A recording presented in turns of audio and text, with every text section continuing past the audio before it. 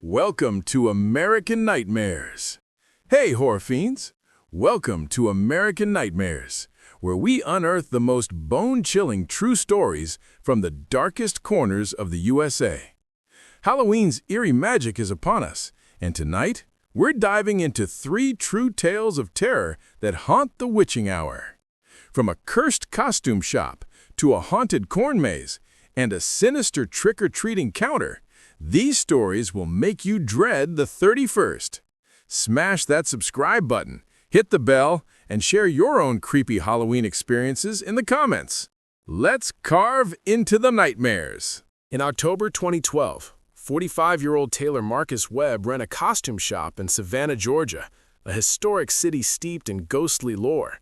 His shop, housed in a 19th-century building, was rumored to be haunted by a seamstress, Clara, who died in 1880 after sewing a cursed wedding dress that led to her fiancé's betrayal and her suicide. Marcus, a skeptic with a passion for vintage fabrics, ignored the tales. On Halloween night, as he worked late to finish a rush order for a vampire costume, the air grew heavy with the scent of old thread and lavender, and a storm brewed outside, thunder shaking the shop's creaky floors. At midnight, the sewing machine whirred to life on its own, stitching jagged patterns across the fabric. Marcus's flashlight flickered, revealing a figure in the mirror, a woman in a tattered wedding dress, her eyes hollow, needle in hand. His phone glitched, displaying "Sew Your Fate" in red text. The air froze, his breath visible, as the figure glided closer, her voice whispering, "Finish my dress." Pins and needles levitated, stitching the air with invisible thread, forming Clara's name. Marcus tried to flee, but the shop's doors locked, windows frosting over. Visions flooded his mind: Clara's betrayal, her fiancé's abandonment, her death by hanging in the shop's attic.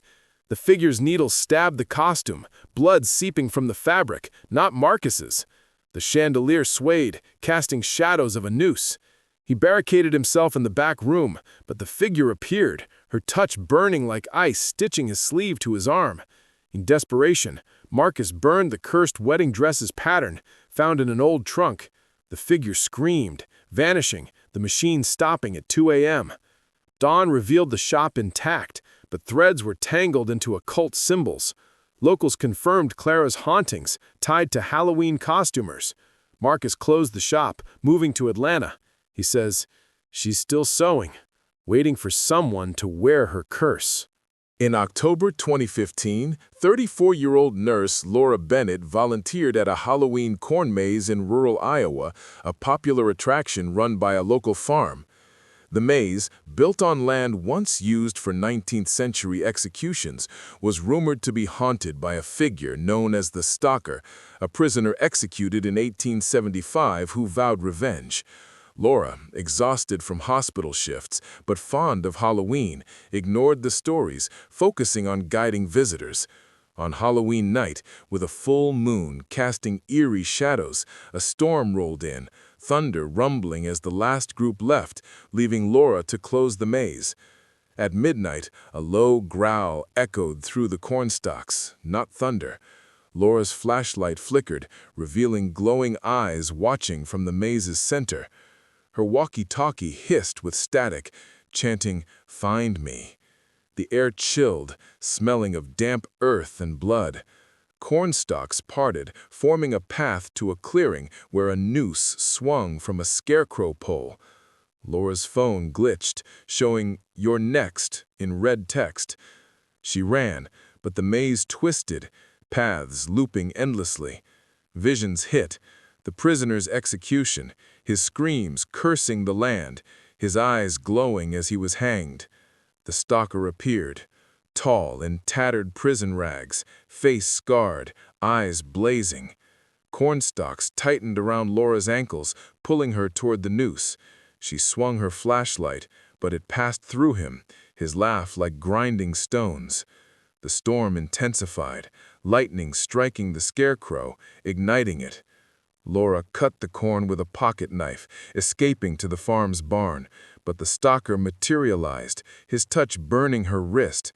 She burned an old execution record found in the barn, and the figure vanished, the storm easing at 3 a.m. Dawn showed the maze scorched, the noose gone. Locals confirmed the stalker's hauntings during Halloween. Laura quit volunteering, moving to Des Moines. He's still in the maze, she says, hunting. In October 2018, 12-year-old Tommy Hayes went trick-or-treating in a quiet New Orleans suburb with his older sister, Mia.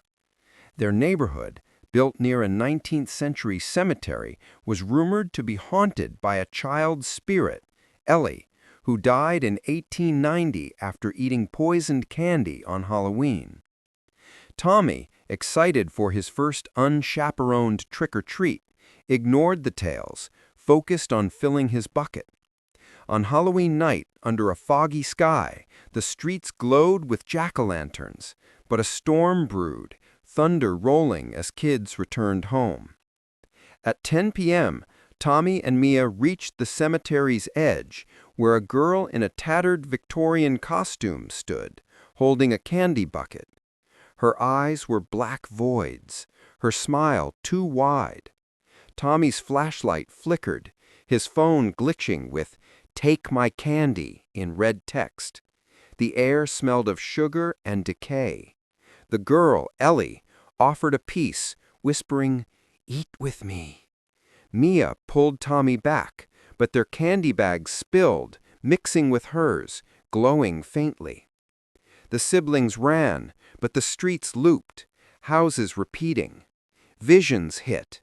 Ellie's death, choking on poisoned candy, her spirit trapped in the cemetery. The girl appeared ahead, her touch freezing, candy forcing itself into Tommy's hand. Streetlights dimmed, jack-o'-lanterns' faces twisting into screams. Mia's phone played a child's lullaby, distorted and looping.